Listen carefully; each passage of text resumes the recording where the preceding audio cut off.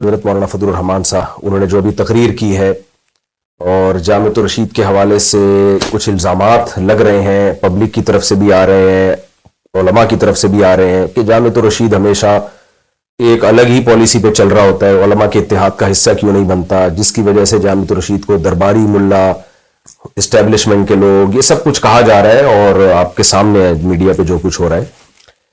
تو میں یہ پوڈ کاسٹ کر رہا ہوں جامعۃ الرشید ہی کے نمائندے کے ساتھ، اور اس وقت میری حیثیت جامعۃ الرشید کا امپلائی کی حیثیت نہیں ہے۔ اس وقت یہ خوب سمجھ لیں، میں جامعۃ الرشید میں 30 سال سے ہوں، لیکن میری حیثیت یہاں ایک امپلائی کی حیثیت ہے۔ میں ٹیچر ہوں، سینئر اساتذہ میں میرا شمار ہوتا ہے، دارالافتاء میں افتاء کا کام میں کرتا ہوں، یہاں پہ جامعۃ الرشید کی شورا میں نہیں ہوں، میں مینجمنٹ میں نہیں ہوں، لہذا مجھے پورا حق ہے کہ جامعۃ الرشید پہ میں اعتراض کر سکوں۔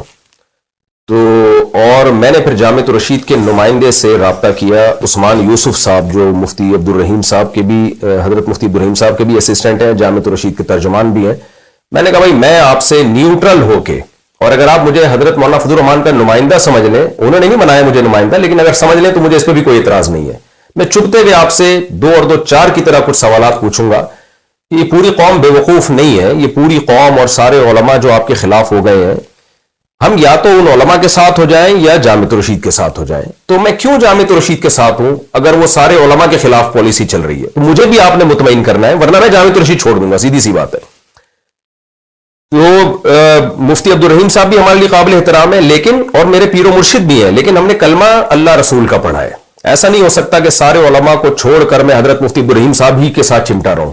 کم از کم میں آپ کو گارنٹی دیتا ہوں میں یہ نہیں کر سکتا۔ ان کی بات اگر قرآن و سنت کے خلاف جائے گی، اور اس کا تو منہ بولتا ثبوت ہے، مثال تو تھوڑی سی نامناسب سی ہے، لیکن فی الحال میرے پاس یہی مثال ہے۔ حضرت مفتی عبدالرحیم صاحب جب میں دوسری شادی کر رہا تھا اس وقت میرے خلاف تھے، میں نے کر کے بتا دی، ہو گئی ہے، حالانکہ میں ان سے بیعت تھا۔ جب میں نے تیسری شادی کی ہے، مفتی عبدالرحیم صاحب نے مجھے باقاعدہ بلا کے کہا آپ چوتھی شادی مت کریں، بس کر دیں شادیاں، کوئی اور کام کریں اب آپ۔ میں نے چوتھی بھی کر لی۔ تو میرا پیر و مرشد سے جو تعلق ہے نا، وہ اسلام سے آگے کا نہیں ہے، شریعت سے آگے کا نہیں ہے۔ میں نے کہا اللہ نے اجازت دی ہے تو آپ اس سلسلے میں میرے پیر نہیں ہیں، جو اللہ نے مجھے اجازت، پیر کا مطلب ہوتا ہے اصلاحی تعلق۔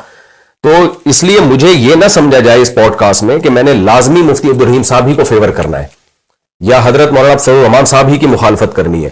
جہاں مجھے لگے گا کہ مولانا فضل الرحمان صحیح ہے میں صحیح کہوں گا، جہاں مجھے لگے گا مفتی عبدالرحیم صاحب صحیح ہے میں ان کو صحیح کہوں گا، جہاں مجھے جو غلط لگے گا میں ان کو غلط کہوں گا۔ ابھی میں بالکل نیوٹرل ہو کے یہ پوڈ کاسٹ کر رہا ہوں تاکہ مجھے بھی کچھ، کیونکہ میرے بھی بہت سارے فینز ہیں جو جے یو آئی میں ہیں، جو علماء سے ان کا تعلق ہے، ان کے سوالات آ رہے ہیں، وہ مجھ سے بھی پوچھ رہے ہیں، مجھے بھی عدالت کے کٹہرے میں لا کے کھڑا کر رہے ہیں، بھئی آپ کیوں چپ ہو، آپ بتاؤ نا کیا صحیح ہے کیا غلط۔ میں نے کہا مجھے نہیں پتا کیا صحیح ہے کیا غلط ہے، جتنا مجھے میڈیا سے پتا چل رہا ہے اس میں تو مجھے جامعۃ الرشید غلط لگ رہا ہے۔ تو اس لیے میں یہ پوڈ کاسٹ کر رہا ہوں کہ بھئی میں اب ان سے کچھ چپتے ہوئے سوالات کیمرے کے سامنے کروں گا، اگر یہ جواب میں مجھے مطمئن کر دیتے ہیں تو ٹھیک ہے، نہیں کرتے تو ان کی مرضی ہے۔ پبلک کے سامنے یہ پوڈ کاسٹ جائے گی، پبلک خود فیصلہ کرے گی کون صحیح ہے کون غلط ہے، الزامات کی کیا حقیقت ہے کیا حقیقت نہیں۔ تو ہم